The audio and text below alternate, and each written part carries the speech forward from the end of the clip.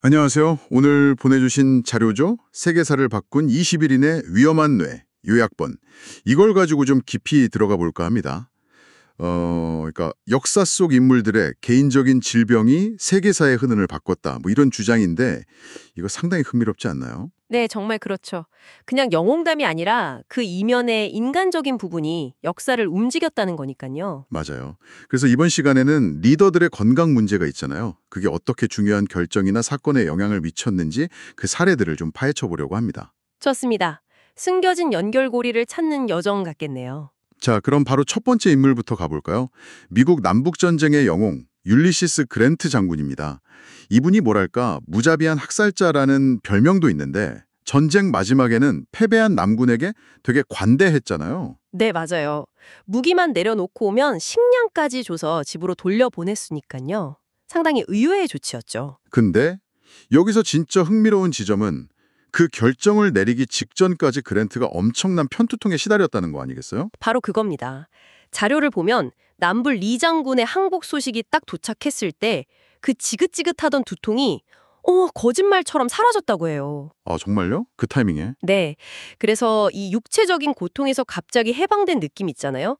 그게 그랜트의 마음에 영향을 줘서 좀 더 너그러운 결정을 내리게 했을 수도 있다는 거죠. 와, 그 순간의 어떤 개인적인 안도감이 미국의 분열을 막고 결국엔 초강대국으로 가는 길을 열었을 수도 있다. 야, 이건 정말 생각지 못한 연결인데요? 그렇죠.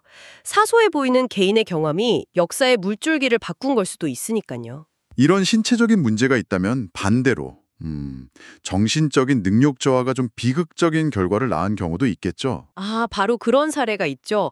바이마르 공화국 말기의 힌덴부르크 대통령 이야기입니다.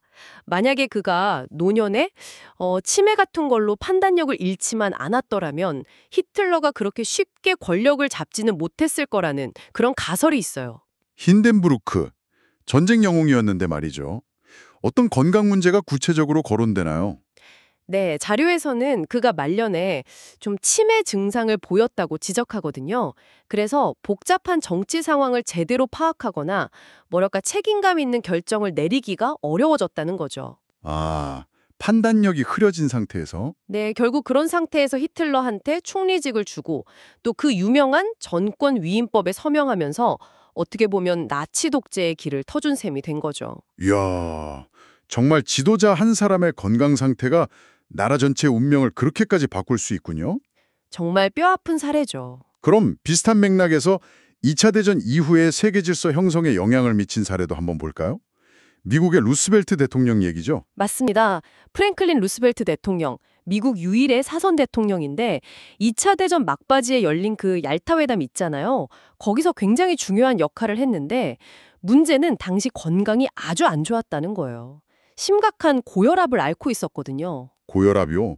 어느 정도였는데요? 기록을 보면 얄타 회담 당시 혈압이 무려 300에 170까지 올라갔다고 해요. 이건 뭐 정말 위험한 수치죠. 300이요? 와, 상상도 안 가네요. 그런 상태가 회담에는 그럼 어떤 영향을 미쳤을까요? 일단 만성적인 고혈압은 뇌 기능에 영향을 줄 수 있거든요. 특히 집중력이나 판단력 같은 거요. 실제로 루스벨트가 회의 중에 좀 기력이 없어 보이거나 토론에 제대로 참여하지 못하는 모습을 보였다는 그런 기록들이 있어요. 아, 그래서 혹시 스탈린에게 좀 유리하게 네, 그런 비판이 있죠. 스탈린의 요구를 제대로 좀 검토하거나 반박하지 못하고 그냥 유리한 조건을 내준 거 아니냐는. 그 결과가 결국 냉전 시대의 철회 장막이나 아직도 문제인 쿠리열도 분쟁 같은 걸로 이어졌을 수 있다는 분석이군요. 와, 만약 그때 혈압약이라도 제대로 있었더라면 역사가 정말 달라졌을 수도 있겠네요. 충분히 그럴 수 있죠. 자, 그럼 마지막 사례로 한번 넘어가 볼까요? 중국의 마오쩌둥입니다. 말년에 루게릭병 진단을 받았다고 하던데요. 네, 맞아요. 근위축성 측삭경화증, 흔히 루게릭병이라고 하죠.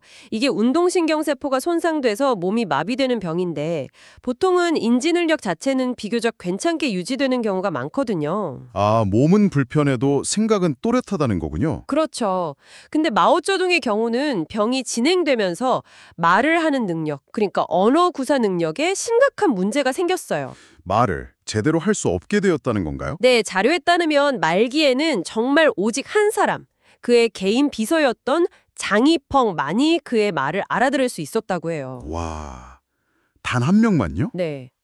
그러니까 사실상 그 비서가 마오쩌둥의 입 역할을 하면서 외부와의 소통을 거의 독점하게 된 거죠. 이건 정보가 왜곡되거나 좀 차단될 위험이 엄청나게 큰 상황인데요? 그렇죠. 최고 지도자의 의중이 단 한 명의 필터를 통해서만 전달되는 거니까요.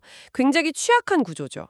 심지어 그 장이펑이라는 비서가 의학 지식도 없는데 치료 방향에까지 막 영향을 미치려고 했다는 기록도 있어요. 아, 그럼 마오쩌둥 본인이 직접 상황을 파악하고 지시를 내리기 어려운 상태가 문화대혁명 말기의 혼란을 더 키웠을 수도 있다는 거군요. 네, 혼란 수습을 더 어렵게 만들고 권력 투쟁을 심화시킨 요인 중 하나가 아니었을까?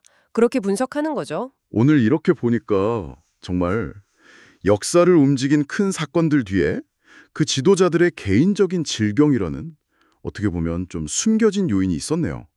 그랜트의 편두통이 사라진 순간의 관용, 힌덴부르크의 치매가 불러온 비극, 루스벨트의 고혈압, 마오쩌둥의 소통 문제까지. 아, 정말 흥미로운 연결고리들이었습니다. 네. 이 이야기들이 결국 우리에게 던지는 질문은 이거 같아요. 우리가 보통 역사를 볼 때 거대한 이념이나 경제력 같은 걸 보잖아요. 근데 그 이면에 있는 이런 인간적인 조건, 어쩌면 연약함, 이런 건강 문제가 생각보다 훨씬 큰 변수가 될 수 있다는 거죠. 맞아요. 리더십의 본질이나 역사의 우연성 이런 걸 다시 생각해 보게 되네요. 그렇죠. 어쩌면 오늘 우리가 다룬 사례들 말고도 우리가 그냥 당연하게 정치나 사회적인 요인 때문이라고 생각했던 다른 역사적 사건들 속에도 혹시 아직 밝혀지지 않은 이런 생물학적, 의학적 비밀이 숨어 있는 건 아닐까요? 충분히 가능한 상상이죠. 한 번쯤 생각해 보시면 재미있을 것 같습니다. 오늘은 여기까지 하죠.